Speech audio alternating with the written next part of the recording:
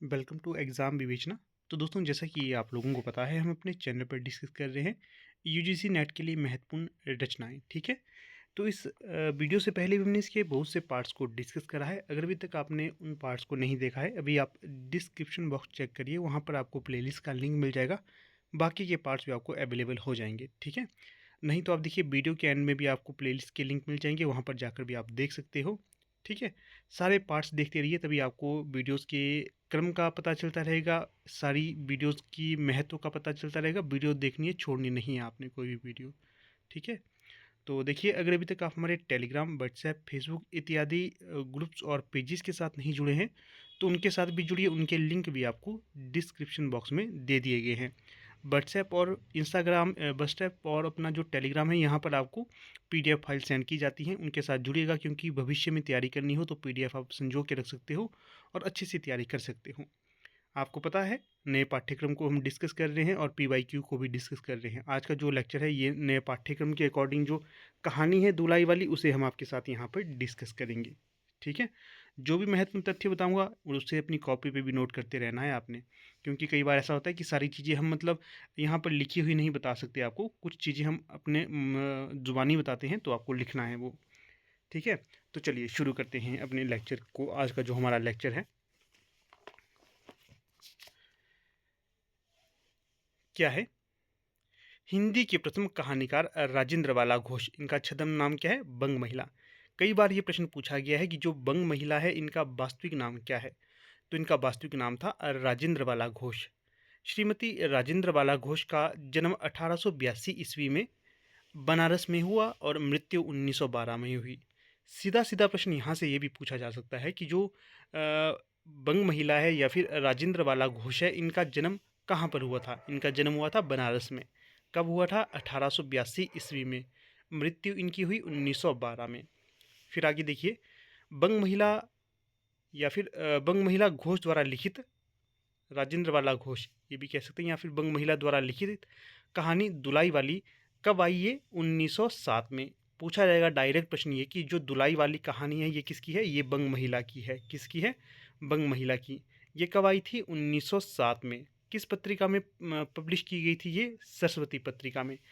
इस समय आपको इसका महत्व का पता नहीं चल रहा है। जब देखिए परीक्षा आएगी ना, फिर पता चलेगा। हर एक पॉइंट को नोट करना है, जो भी मैं मतलब बल दे रहा हूँ जिसके ऊपर। क्या है कि जो दुलाई वाली बंग महिला की कहानी है, और ये कब आई थी? 1907 में, सरस्वती पत्रिका में। और ये कितने भाग हैं इसके? 8 भाग। संख्या 5 में प्रकाशित हुई थी। सरस्वती पत्रिका के भाग 8 के संख्या 5 में प्रकाशित हुई थी। कहानी की प्रमुख विशेषता यह है कि यह रचना हास्य सृजन के परंपरा से हटकर मौलिकता और कल्पनाशीलता पर आधारित है। कैसी है इसकी? ये देखिए, आपने देखा होगा पुराने समय में एक तो उपदेशात्मक कहानियाँ या फिर रचनाएं लिखी जाती थी, दूसरा हास्यपरक होती थी। और जो बंग महिला ये ने यहाँ पर क्या किया, इन्होंने कल्पनाशीलता को प्रधानता दी और मौलिकता जो थी वो बतानी चाहिए इन्होंने यहाँ पर। दुलाई वाली कहानी को प्रथम मौलिक कहानी माना गया है। याद रखिएगा, किस कहानी को प्रथम मौलिक कहानी माना गया है? दुलाई वाली कहानी को प्रथम मौलिक कहानी माना गया है। ये आपको पता होना चाहिए। कला की दृष्टि से यह अत्यंत प्रौढ़ कहानी है। कैसी है? कला की दृष्टि से यह अत्यंत प्रौढ़ कहानी है।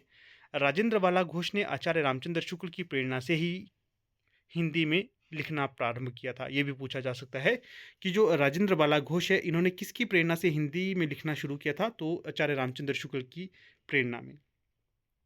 इस कहानी को लेखिका ने हास्य कहानी के रूप में लिखा है। काशी और उसके आसपास के जनजीवन और स्त्री पुरुष की सोच, उनके मनोभावों का स्वाभाविक चित्रण यहाँ पर प्रस्तुत किया गया है।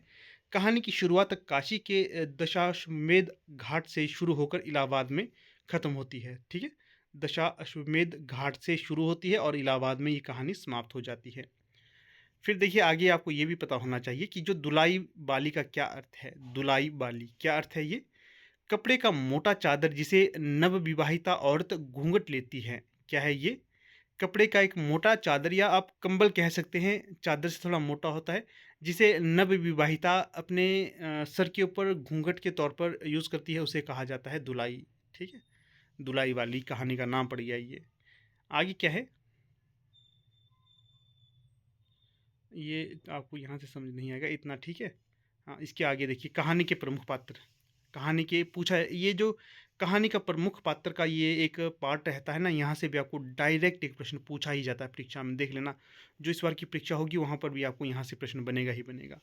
कहानी के प्रमुख पात्र बंशीधर, नवल किशोर, जानकी देई और बंशीधर की पत्नी, नवल किशोर की पत्नी, बंशीधर की सास और साला साली, इक्के वाला, रेल के यात्री इत्यादि ये प्रमुख पात्र होंगे यहाँ पर। जो मुख्य पात्र है वो है बंशीधर। क्या है? बंशीधर कहानी के मुख्य पात्र हैं जो इलाहाबाद के रहने वाले हैं। पूछा जा सकता है जो बंशीधर है ये कहाँ के रहने वाले हैं? इलाहाबाद के रहने वाले हैं। इनकी विशेषता है ये सतर्क बुद्धि वाले हैं तथा उत्साही व्यक्ति हैं। और इनके मित्र हैं नवल किशोर। नवल किशोर ये बंशीधर के मित्र हैं और रिश्ते में ये ममेरा भाई लगते हैं, इनके ममेरे भाई, और हंसी मजाक करना ये पसंद करते हैं। जानकी दे, जो जानकी देई है ये बंशीधर की पत्नी है। वह एक सामान्य गृहस्थ महिला है। यह कहानी के विकास में उत्प्रेरक की भूमिका निभाती है। नवल किशोर की पत्नी इत्यादि ये आगे इसमें अन्य पात्र होंगे। फिर हम इसे आगे बढ़ाते हैं, थोड़ी सी चीज़ यहाँ पर आपको बता देता हूँ। हिंदी के प्रारंभिक रचनाकारों में राजेंद्र बाला घोष का स्थान सर्वोपरि है। ये बंग महिला के नाम से जानी जाती, जो मैंने आपको बता दिया है। इन्होंने हिंदी में बहुत सी बंगला कहानियों का अनुवाद भी किया था। आधुनिक हिंदी कहानी का पथ प्रशस्त इन्हीं के द्वारा या इन्हीं के सहयोग से चलता है, ये भी कहा जाता है। इन्होंने बाद में कुछ मौलिक कहानियाँ भी लिखी, जैसे दुलाई वाली हो गई, और उसके बाद कौन सी थी, चंद्रदेव से मेरी बातें, ये भी कहानी के तौर पर ही आती हैं। यहाँ पर अगर हम आगे बात करें कि जो दुलाई वाली है इसे हिंदी की प्रथम कहानी किसने माना था? रामकृष्ण दास के द्वारा ये माना गया कि ये हिंदी की प्रथम कहानी है। इसी के साथ साथ देखिए हम ये कहानी की चर्चा तो कर ही रहे हैं, इसके साथ आपको ये भी पता होना चाहिए कि किस कहानीकार के द्वारा किसे हिंदी की प्रथम कहानी स्वीकार किया गया है। जैसे अगर हम बात करें रानी केतकी की कहानी, ये मुंशी इंशा अल्लाह खां की कहानी है। इसे माना गया था राम रतन भटनागर के द्वारा कि ये हिंदी की प्रथम कहानी है। अगर हम बात करें कि जो आचार्य रामचंद्र शुक्ल ये हिंदी साहित्य की रीढ़ है, पूछा जाएगा कि आचार्य रामचंद्र शुक्ल ने हिंदी साहित्य की प्रथम कहानी किसे स्वीकार किया, तो ये इंदुमती को स्वीकार करते हैं। इंदुमती किसकी कहानी होगी? किशोरी लाल गोस्वामी की। इसके पश्चात अन्य जो कहानी महत्वपूर्ण है तो वो है माधव राष्ट्रकृत एक टोकरी भर मिट्टी। इसे भी हिंदी की प्रथम कहानी स्वीकार किया जाता है। देवी प्रसाद वर्मा के द्वारा इसे स्वीकार किया गया था। अगली कहानी है 11 वर्ष का समय। जो 11 वर्ष का समय है ये 1903 में लिखी गई थी और ये आचार्य रामचंद्र शुक्ल की कहानी है। आपको यहाँ पर थोड़ा सा अचंभा भी हो सकता है कि क्या आचार्य रामचंद्र शुक्ल कहानी लिखते थे?